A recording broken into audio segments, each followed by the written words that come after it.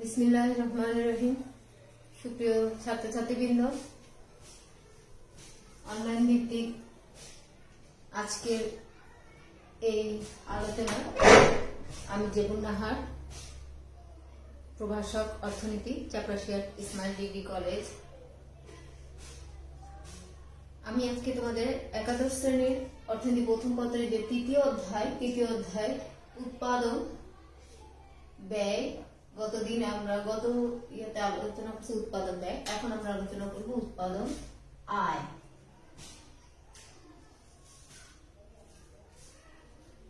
আজকে আমরা আলোচনা করব উৎপাদন আয়, উৎপাদনের যে আয়টা নিয়ে আলোচনা করব। তো এখানে আমরা আজকে দেখি উৎপাদনের আয় বলি, ব্যয় বলি।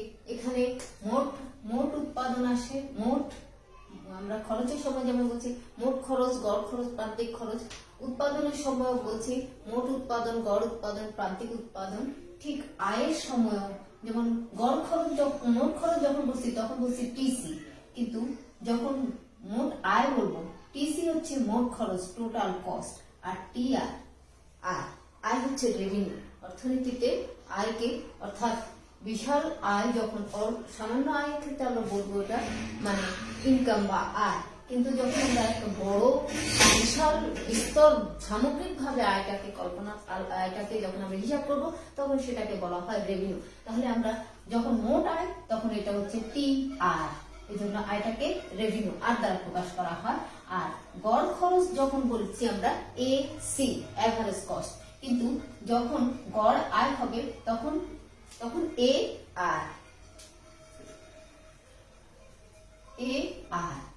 আর যখন প্রান্তিক খরচ তখন ছিল প্রান্তিক খরচ এমসি, মার্জিনাল কস্ট, কিন্তু প্রান্তিক আয় যখন মার্জিনাল রেভিনিউ।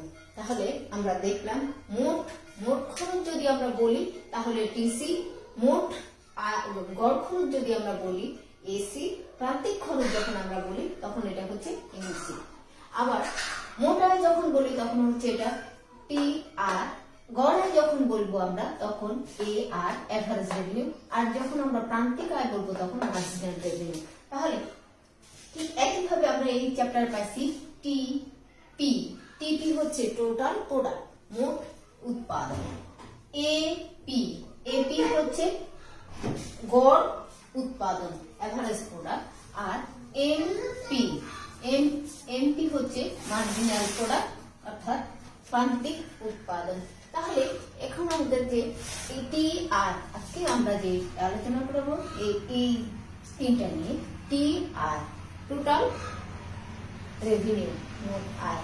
অর্থাৎ উৎপাদন করতে গেলে একজন উৎপাদক তার উৎপাদিত সকল পণ্য বিক্রয় করে যে আয় পায় সেটাকে বলা হয় মোট আয়। তাহলে এই মোট আয়টা কোথা থেকে আমরা পাচ্ছি? মোট আয় টি আর হচ্ছে উৎপাদক তার পণ্য বিক্রি থেকে যে আয় পায়। উৎপাদক ধরো 10টা পণ্য উৎপাদন করছে, সেই 10টা পণ্যের এক একটির দাম হচ্ছে 5 টাকা করে বিক্রি করছে। উৎপাদক তার উৎপাদিত পণ্য বিক্রয় করে যে আয় পায়, তাহলে প্রতি উৎপাদক 10টা পণ্য উৎপাদন করছে, প্রতিটার দাম ধরো 5 টাকা। তাহলে উৎপাদক তার উৎপাদিত পণ্য, এই উৎপাদিত পণ্যকে আমরা কিউ দ্বারা প্রকাশ করি। উৎপাদিত পণ্য কোয়ান্টিটি, পরিমাণ, উৎপাদিত পণ্যের পরিমাণ, সেটাকে আমরা কি দ্বারা দিয়ে গুণ করতেছি? দাম দিয়ে। 5 টাকা, সে 5 টাকা দামে বিক্রয় করছে। উৎপাদক কয়টা দ্রব্য উৎপাদন করছে? 10টা দ্রব্য, সেটাকে সে কত টাকা দরে বিক্রি করছে? 5 টাকা দরে বিক্রি করছে। তাহলে উৎপাদকের কত আয় হয়েছে, অর্থাৎ কত টাকা পাইল? 5 10 50 টাকা। এইটা হচ্ছে, এই 50 টাকা হচ্ছে তার মোট আয়। তাহলে মোট আয় বা টিআর এর সংজ্ঞাটা কি দাঁড়ালো? উৎপাদক তার উৎপাদিত পণ্যকে যে দামে বাজারে বিক্রয় করে সেটাকে বলা হয় মোট আয়। অর্থাৎ উৎপাদক তার উৎপাদিত পণ্য বাজারে বিক্রয় করে যে অর্থ পায় সেটা হচ্ছে মোট আয়। এবার আমরা বলি তাহলে মোট আয়কে টিআর দ্বারা প্রকাশ করা হয়। তাহলে টিআর আমরা কি দিয়ে পাই? পরিমাণকে নাম দিয়ে গুণ করে টিআর পাই। এটা কিন্তু তোমার খেয়াল রাখতে হবে, কারণ আমাদের পরের কাজগুলো আসবে। যেমন তোমাকে দেওয়া থাকবে ছক, সেখান থেকে তোমাকে টিআর বের করতে বলবে। আবার তোমাকে বলতে পারে এ আয়। এবার আমরা গড় আয়তে আসি। গড় আয়টা কি? গড় খরচটা কি ছিল? একটার জন্য যে খরচ উৎপাদক তার পণ্য উৎপাদন, যতগুলো পণ্য উৎপাদন প্রতিটার জন্য যে খরচ সেটা হচ্ছে গড় খরচ। তাহলে প্রতিটার জন্য উৎপাদক যদি 10টা পণ্য উৎপাদন করে, প্রতিটার জন্য তার প্রতিটা থেকে সে কত আয় করতে পারছে, তাহলে সেটা হবে গড় আয়। অর্থাৎ প্রতি একক থেকে যে আয় সেটাকে বলে গড় আয়। প্রতি এককের জন্য যে খরচ সেটা হচ্ছে গড় খরচ। ঠিক প্রতি একক থেকে যে আয় পায়, তাহলে সে এখানে কটা দ্রব্য উৎপাদন করছে? 10টা দ্রব্য উৎপাদন করছে, তাই না? তাহলে সে 10টা দ্রব্য উৎপাদন করছে। 10টা দ্রব্য উৎপাদন করতে তার খরচ কত হয়েছে? 10টা দ্রব্য উৎপাদন করে সে কত টাকা পাইছে? 50 টাকা। তাহলে সে মোট কত টাকা পাইছে? মোট সে পাইছে 50 টাকা। কয়টার জন্য পাইছে? কয়টা উৎপাদন করে? 10টা উৎপাদন করে। তাহলে 10টা উৎপাদন করে যদি সে 50 টাকা পায়, একটার জন্য কত পাচ্ছে? একটার জন্য তাহলে আমরা দেখতে পাচ্ছি 5 টাকা পাচ্ছে, ঠিক আছে না? প্রতি একটার জন্য 5 টাকা। এই প্রতি একটার জন্য যে 5 টাকা সেটা হচ্ছে গড় খরচ। তাহলে গড় খরচ আমরা কি দিয়ে পাইলাম? গড় খরচ মোট খরচ অর্থাৎ মোট আয় টি আর। এই 50টা কি? মোট আয়। এই 50টা মোট আয়। তাহলে এই টি আর কে আমরা কি দ্বারা ভাগ করছি? এই 10টা কি? কিউ। এই দেখো 10টা হচ্ছে কিউ, মোট উৎপাদন দ্বারা ভাগ করছি। তাহলে টি আর কে যখন কিউ দ্বারা ভাগ করব তখন আমরা পাবো কি? গড় আয়, এ আর। আর টি আর কিভাবে পাবো? কিউ কে পি দিয়ে গুণ করলে, অর্থাৎ উৎপাদিত পণ্যকে যদি তাদের দাম দ্বারা গুণ করি তাহলে আমরা পাবো টি আর বা মোট আয়। তাহলে এবার টি আর কিভাবে বের করছি, এ আর কিভাবে বের করলাম, এবার আমরা আসি এম আর, প্রান্তিক আয়। প্রান্তিক আয় হচ্ছে, ধর 10টা উৎপাদন করতে 10টা থেকে বিক্রেতা বিক্রয় করে 10টা দ্রব্য বিক্রয় করে উৎপাদন করছে কয়টা? 10টা দ্রব্য বিক্রয় করে সে কত পাচ্ছে?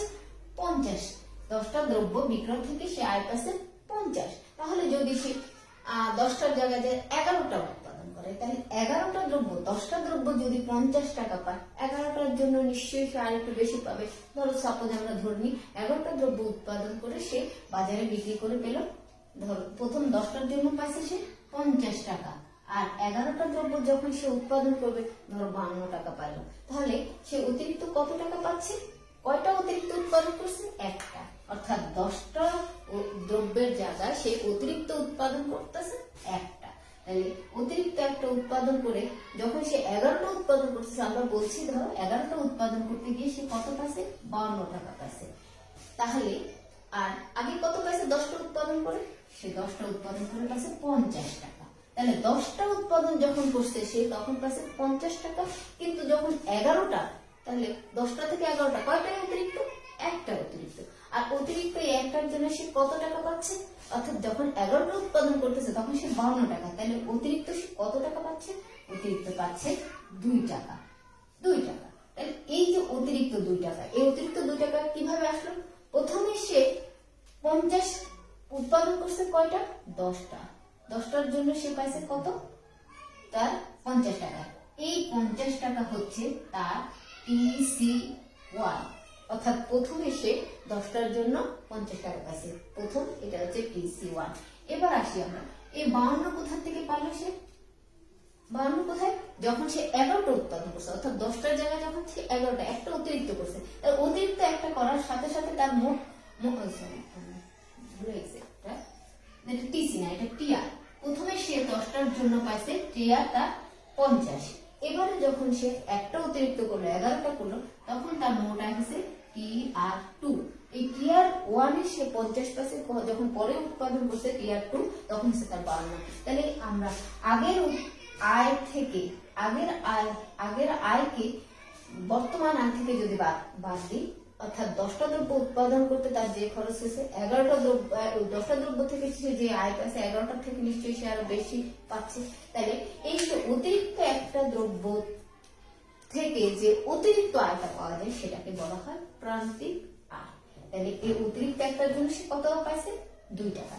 এই যে এটাকে এম আর বা প্রান্তিক আয় বলে। তাহলে গড় আয়, তোমার গড় আয় এখানে ব্যয়ের ক্ষেত্রে আমি এই কথাটা বলছি, গড় এবং প্রান্তিকের মধ্যে তফাৎটা হচ্ছে, গড় হচ্ছে তুমি 10টা উৎপাদন করছো, বারবার বলছি 10টা উৎপাদন করছো, প্রতি এক একটার জন্য কত খরচ হয় বা প্রতি এক একটা থেকে কত আয় হয়। যদি প্রতি এক একটার থেকে খরচের কথা বলি তাহলে গড় খরচ, যদি প্রতি এক একটার থেকে আয়ের কথা বলি তাহলে এটা হচ্ছে গড় আয়। তাহলে গড়টা হচ্ছে প্রতি একটার জন্য কত আয়, 10টা করলে 10টার এক একটার জন্য কত আয়, এটা হচ্ছে গড় আয়। আর প্রান্তিকটা হচ্ছে ব্যক্তি 10টা আয় থেকে যে আয় করলো আর 11টা থেকে আয়, অর্থাৎ আগে 10টা করছে এখন 11টা, অতিরিক্ত কয়টা? একটা। তাহলে গড় আর প্রান্তিকের পার্থক্যটা হচ্ছে গড় হচ্ছে প্রতি একটার জন্য আয়, আর প্রান্তিকটা হচ্ছে অতিরিক্ত। অতিরিক্ত এটাও একটা এটাও একটা, কিন্তু দুটোর মধ্যে তফাৎটা কোথায়? এটা হচ্ছে অতিরিক্ত একটার জন্য যে আয়, অতিরিক্ত একটা থেকে যে আয় পাওয়া যায় সেটা হচ্ছে প্রান্তিক আয়, আর প্রতি একক থেকে যে আয় সেটা হচ্ছে গড়। তাহলে আমরা এখানে দেখো, আমরা এখানে টিআর এর কিভাবে বাইর করতে হয়? P into Q, Q into P, P into Q দিলে আমরা টিআর পাই যাচ্ছি। গড় আয় কিভাবে পাই? টিআর কে যদি আমরা উৎপাদনের পরিমাণ দিয়ে ভাগ করি, উৎপাদনের পরিমাণ 1 হতে পারে, 2 হতে পারে, 3 হতে পারে, এটা দিয়ে যদি ভাগ করি তাহলে আমাদের গড় আয় পাওয়া যাবে।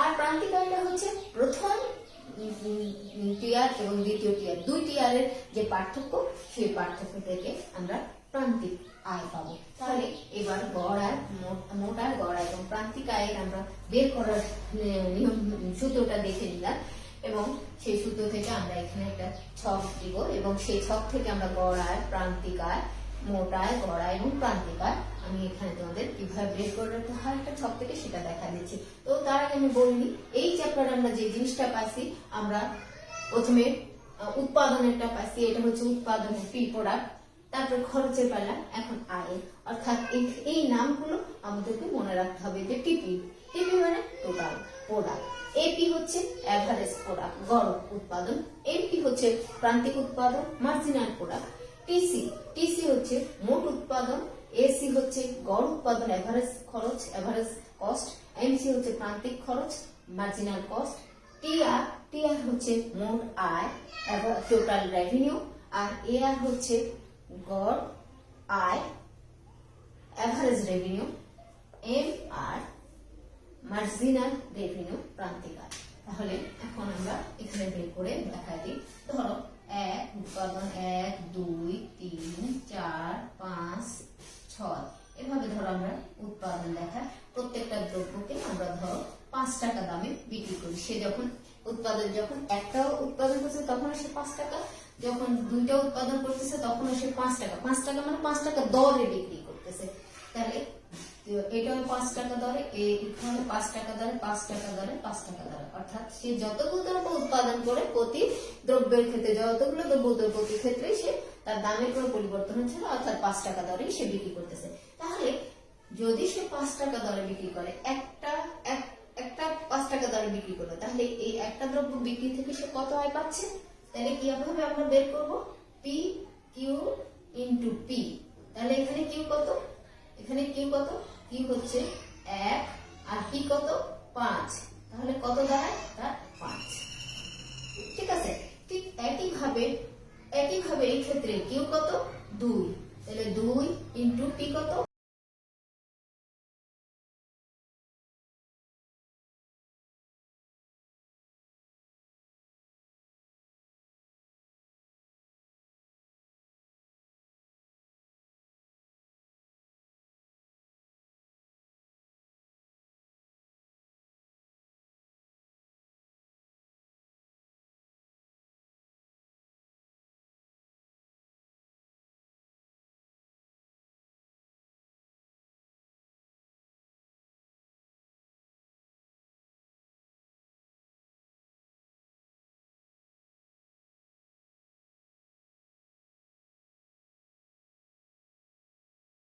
এটা আমি এখানে লিখে দিই, টিআর হচ্ছে পি ইন্টু কিউ বা কিউ ইন্টু পি, আর গড় আয় হচ্ছে T R divided by Q. TR কে কিউ দ্বারা ভাগ করলে আমরা প্রান্তিক আয় গড় আয় পাবো। এবার আমরা আসি এখানে গড় আয় কিভাবে বার করবো? টিআর, তাহলে এই গড় আয় এখানে টিআর কত? প্রথমে টিআর কত পেয়েছি? 5। 5 কে ভাগ করবো কত দিয়ে? কিউ কত? এই যে 1। তাহলে 5 ভাগ 1 কত? এটা হচ্ছে ভাগ করে, এ আর একটা ভাগ করে বের করতে হবে। তাহলে টিআর কত? টিআর হচ্ছে 5, উৎপাদন হচ্ছে কিউ হচ্ছে 1, তাহলে কত? 5। আর এখানে এবার এখানে আসি, টিআর কত? টিআর 10, উৎপাদনের পরিমাণ কত? কিউ কত? 2, তাহলে কত? 5। এখানে টিআর কত? এখানে টিআর 15 ভাগ কত? 3, তাহলে কত বের হয় 5। এখানে টিআর কত 20 ভাগ কত 4, এ দেখো 4, তাহলে 4 কত বের হয় 5। তারপরে এখানে টিআর কত 25 আর এখানে ইয়া কত উৎপাদন 5, তাহলে কত বের হয় 5। এখানে ঠিক একই ভাবে 30 ভাগ কত 6 ইকুয়াল টু 5। অর্থাৎ আমরা এখানে দেখতে পাচ্ছি, তোমার মনে হচ্ছে যে এ আর সবগুলো 5, সমস্যা কি? আমাদের ভাগ করে যেটা বেরোচ্ছে, আমরা মোট আয়কে, এই যে মোট আয়গুলোকে উৎপাদনের পরিমাণ দিয়ে ভাগ করছি, মোট আয়কে উৎপাদন পরিমাণ, মোট আয়কে উৎপাদন পরিমাণ দিয়ে ভাগ করছি, আমাদের 5 বেরোচ্ছে, সমস্যা নেই 5 বেরো। এবার আসি আমরা, তাহলে আমাদের টি আর কিভাবে বের করতে হবে, এ আর কিভাবে বের করতে হবে আমরা দেখলাম। এবার আমরা আসি এম আর বের করবো। এম আরও কিন্তু, এম আর বের করতেও কিন্তু আমাদের টি আর লাগবে, এ আর বের করতেও টি আর লাগছে, এম আর এখন যে এম আর বের করবো সেখানেও টি আর লাগবে। এই যে দেখো এম আর এর সূত্রটা কি, টি আর 2 মাইনাস টি আর 1। তাহলে আমাদের এখানে এবার এম আর শুরু করি। এখানে এম আর, টি আর, এখানে টি আর, এখানে টি আর কত টি আর 2 মাইনাস টি আর 1। তাহলে এখানে এম আর কত, সরি টি আর কত, প্রথমে টি আর এইখান থেকে এইটাতে, তাহলে এটাতে টি আর কত 5, তাহলে 5 এর আগে টি আর কত, তাহলে 5 বিয়োগ এর আগে নাই 0, তাহলে কত টি আর 5। তাহলে প্রথমে টি আর কত 5, এম আর প্রথমে এম আর 5, এই টি আর হচ্ছে 5, এর আগে টি আর নাই, এই কারণে 0, এই টি আর 5। এবার আমরা এখানে আসি, এটার ক্ষেত্রে এখানে কত আমাদের 10 মাইনাস আগে টি আর কত 5, এখানে কত 5। এখানে আসি, এখানে টি আর কত 15, তার আগে টি আর কত 10, কত বেরোন 5। এরপরে এখানে আসি, এখানে টি আর কত 20, আগে টি আর কত, আগে টি আর 15, কত পাইছি 5। এখানে টি আর কত 25, আগে টি আর কত 20, 5 ইকুয়াল টু 5। এখানে কত 30, এর আগে কত 25 ইকুয়াল টু কত 5।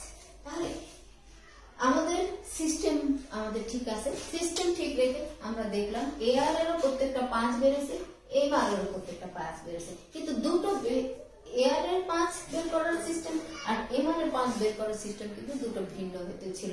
এটা হচ্ছে টি আর কে পরিমাণ দিয়ে ভাগ করছি, আর এটা হচ্ছে টি আর গুলোকে বিয়োগ করে করে পাইছি।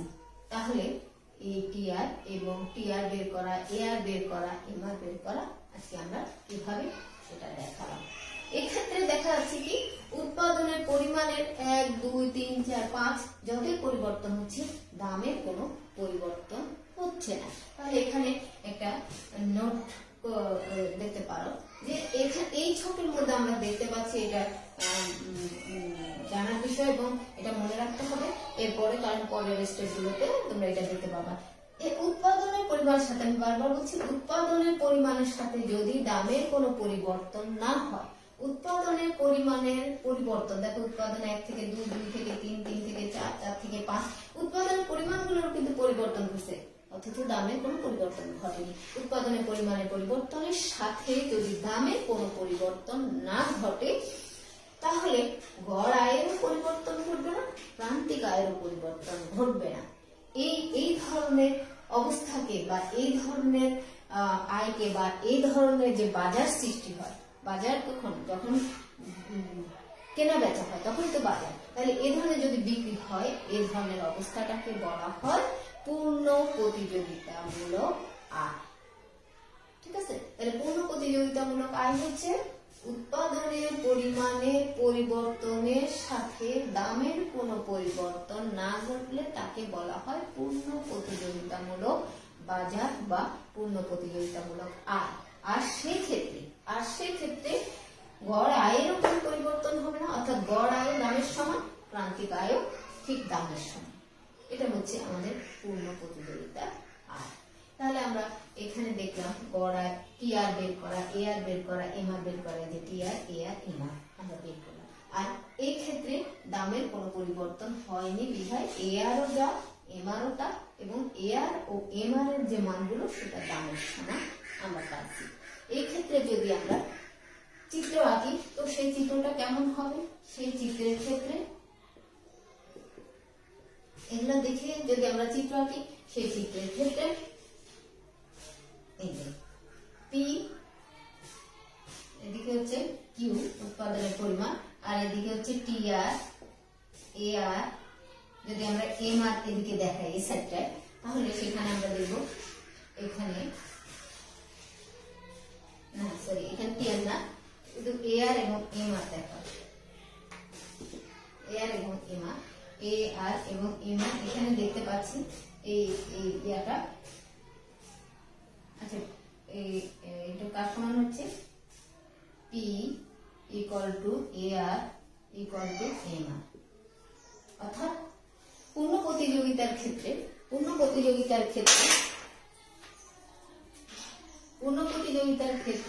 পি এ আর এবং এম আর সমান হয়, এখানে এই রেখাটা, এই ক্ষেত্রে রেখাটা হয় ভূমি অক্ষের সমান্তরাল। কারণ এখানে উৎপাদনের পরিমাণ 1 2 3 4 5 যাই হোক না কেন, দেখো পি 5 5 5 5, আবার এই ক্ষেত্রে এ আরও 5 এম আরও 5 5, যার কারণে এই রেখাটা কি হলো, ভূমি অক্ষের সমান্তরাল। তাহলে আমরা এখানে কি ডিসিশন নিতে পারি, পূর্ণ প্রতিযোগিতামূলক আয় কাকে বলে এবং পূর্ণ প্রতিযোগিতামূলক আয়ের যে পরিচয় সেটা আমরা এখান থেকে নিতে পারি। তাহলে পূর্ণ প্রতিযোগিতামূলক আয়ের ক্ষেত্রে যে যে জিনিসগুলো আমরা স্পষ্ট লক্ষ্য করব সেটা হচ্ছে যে এই ক্ষেত্রে উৎপাদনের পরিমাণের পরিবর্তনের সাথে দামের কোনো পরিবর্তন হয় না, ফলে গড় আয়গুলো এবং প্রান্তিক আয়গুলো দামের সমান হয়। আর এই কারণে পূর্ণ প্রতিযোগিতামূলক বাজারে দাম রেখা অর্থাৎ পি রেখা এবং গড় আয় রেখা এবং প্রান্তিক আয় রেখা, তিনটা রেখাই একটা রেখাতে পরিণত হয় এবং এই রেখা তিনটাই ভূমি অক্ষের সমান্তরাল। এখানে কিন্তু আমরা চোখে একটা রেখা দেখতে পাচ্ছি, কিন্তু এখানে কয়টা রেখা, তিনটা রেখা। কারণ দাম রেখাও যা, গড় রেখা, আয় রেখাও তা, প্রান্তিক আয় রেখা, এখানে তিনটা রেখা এবং তিনটাই ভূমি অক্ষের সমান্তরাল। কারণ উৎপাদনের পরিমাণে পরিবর্তনের সাথে এরা পরিবর্তন হয়নি, এই কারণে এটাকে বলা হয় পূর্ণ প্রতিযোগিতামূলক আয়, আয়ের রেখা বা পূর্ণ প্রতিযোগিতামূলক বাজারের রেখা। এই হলো আমাদের পূর্ণ প্রতিযোগিতা। এবার আসি আমি তোমাদের আরেকটা পরিবর্তন দেখাই, সেটা হচ্ছে আমরা তো গড় আয়, মোট আয়, প্রান্তিক আয় বের করার নিয়ম দেখলাম। এবার আমরা দেখি এখানে আমাদের সংখ্যাটা শুধু চেঞ্জ করে গড় আয়, মোট আয়, গড় আয় এবং প্রান্তিক আয় বের করি। দেখি দেখো এখানে কি হচ্ছে, প্রথমে ধরো আমাদের উৎপাদন একের সময় আমরা যখন অল্প উৎপাদন করছি বেশি দামে,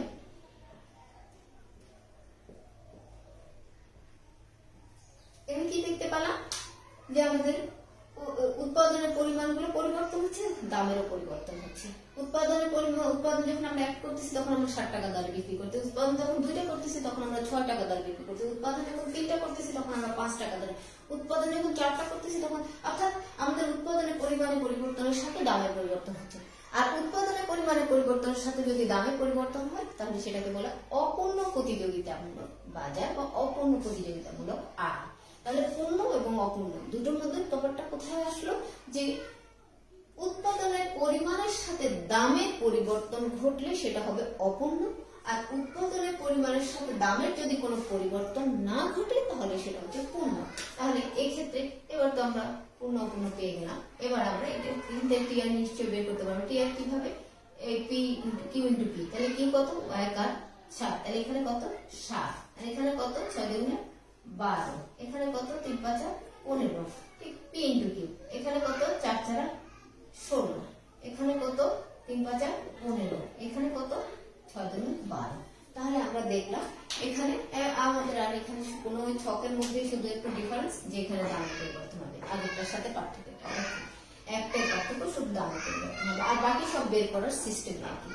এবার এর আমরা কিভাবে বার করবো, এর বার করবো এই যে টিআর কে কিউ দ্বারা, টিআর কত, এখানে টিআর 7, কিউ কত 1, তাহলে আমাদের গড় আয় 7, আর এখানে কত 12 ভাগ কত 2, তাহলে 12 ভাগ 2 হলে কত হবে 6, এখানে কত 15 ভাগ 3, তাহলে কত 3 5 15 5, এখানে কত 16 ভাগ 4, তাহলে 4 4 16, এখানে কত 15 ভাগ 5, তাহলে 3, এখানে কত 12 ভাগ 6 2।